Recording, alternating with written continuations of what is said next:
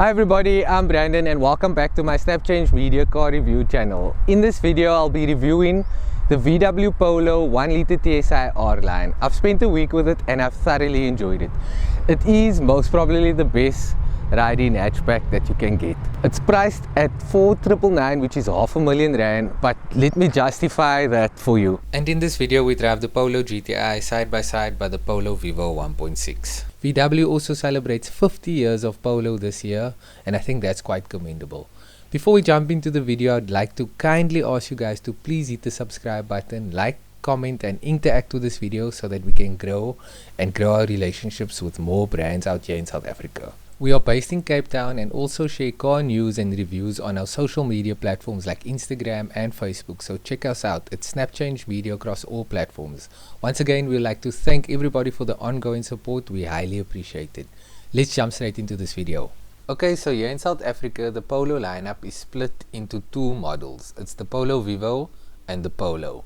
The Polo Vivo lineup is based on the 5th generation Polo, and the Polo is based on the 6th generation. It's a bit confusing, but let me get into it for you. The Polo Vivo lineup consists of 4 model derivatives. It's the Polo Vivo, the entry-level model that will cost you 271,900 Rand. Then there's the Polo Life, the Polo Style, and the Polo GT. These are all Polo Vivos, so that indicates that they are built on the 5th generation model. The Polo GT will cost you 361,100 Rand.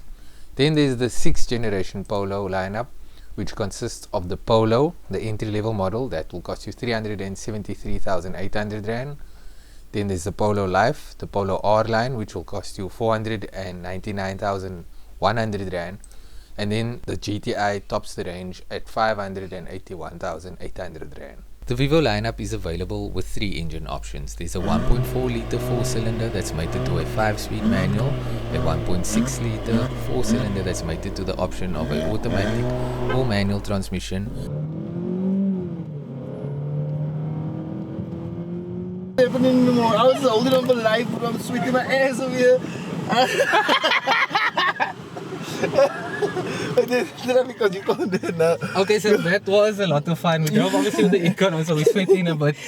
Loads of fun. This car is very good. The gearbox, gevaarlijk, steering, amazing. I am impressed. And then there's the range topping GT model that's powered by a 3-cylinder 1-litre turbocharged petrol engine that's mated to a 6-speed manual. And with the 6th generation Polo, there are 2 engine options. It's the 1-litre 3-cylinder TSI that is mated to a 5-speed manual or a 7-speed dual clutch transmission, and the other option is with the GTI that comes with a 2-litre turbocharged engine and a 6-speed dual clutch transmission. We're in the GTI now and I can already feel the throttle response is way more jumpy, like there's power behind you, as well as the brakes. It jumps and it bites a bit more. I'm going to put it in sport mode because there's various sport modes, but before we do, I'll show you in the individual mode what the differences is. So in steering, sport select suspension sport, drive mode sport, engine sound sport, air conditioning normal. Okay, let's go, Justin. Handbrake down.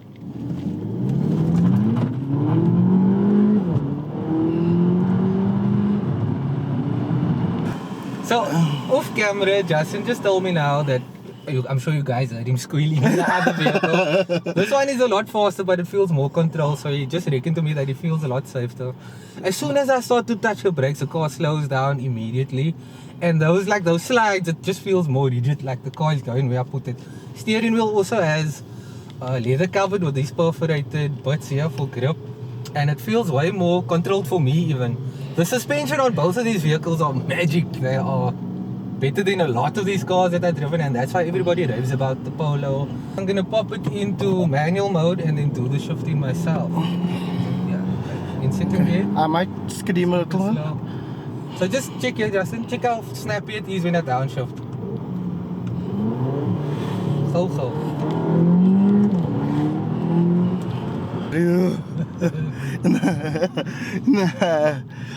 Ja, lekker.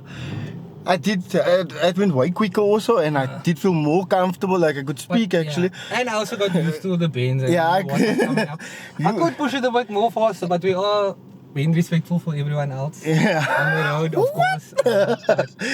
So other than engine options, trim levels and feature sets, the 6th generation Polo is 81mm longer and measures with a 94mm longer wheelbase. It is 69mm wider and rides with a 7mm lower ground clearance, adding to a more spacious and more sporty ride. Back to the Polo R-line and me justifying its $500,000 price tag. The R-line comes standard with 16-inch alloys, although this test unit has been kitted with 16-inch alloys for a more sporty feel together with the R-line badging. Nice tire to it so it doesn't compromise too much on the ride quality.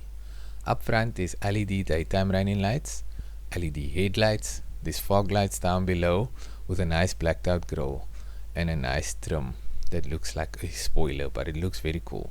There's also parking sensors in the front, R-line styling, R-line badging, with a silver trim that runs through the VW badging up front.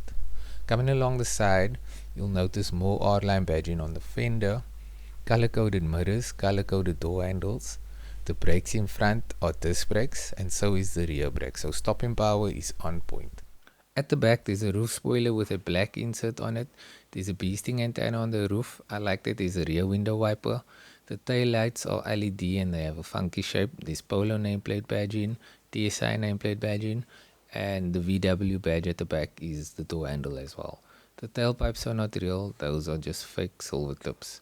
Let's move to the back and see what it looks like on the inside. At the back it's a typical Polo feeling with the door panels being made of very little soft touch materials, but it's well put together, very neat, no squeaks, no rattle, very good build quality. Spacious rear bench, as you can expect from a Polo. This is a bit bigger than the 5th generation.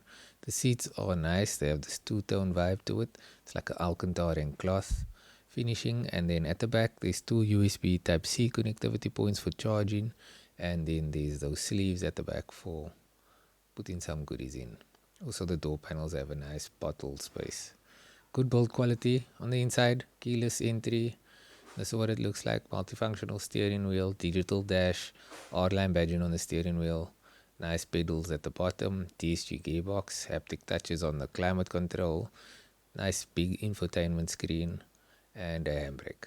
R-line badging on the front seats.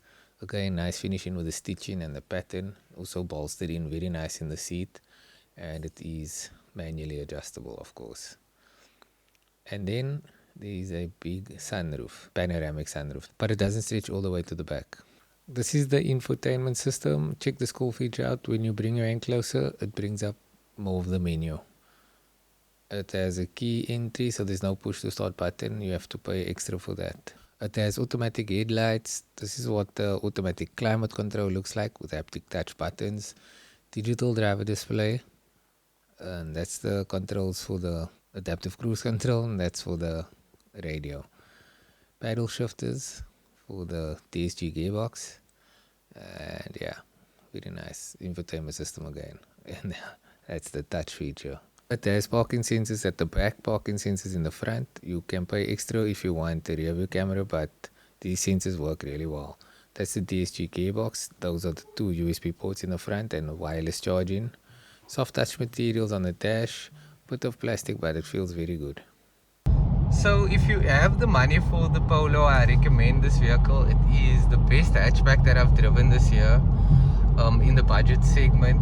Although this does speak out into premium category, but it is a phenomenal vehicle. 50 years of Polo, all culminating in this facelifted 6th generation Polo 1-liter TSI R-line.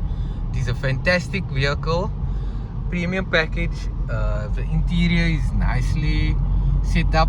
The noise, vibration, harshness inside the vehicle is also very nice. You hardly feel any wind noise inside here. It's perfect for the long road. It has enough breadth and legs to get you going, nice enough to overtake, and yeah, very premium package. So thank you guys for tuning into the Snapchangemedia channel. Please consider subscribing, I would really appreciate that. More views, more cars, and more content for you guys. So once again, thank you guys, and I'll see you at the next review. Peace guys.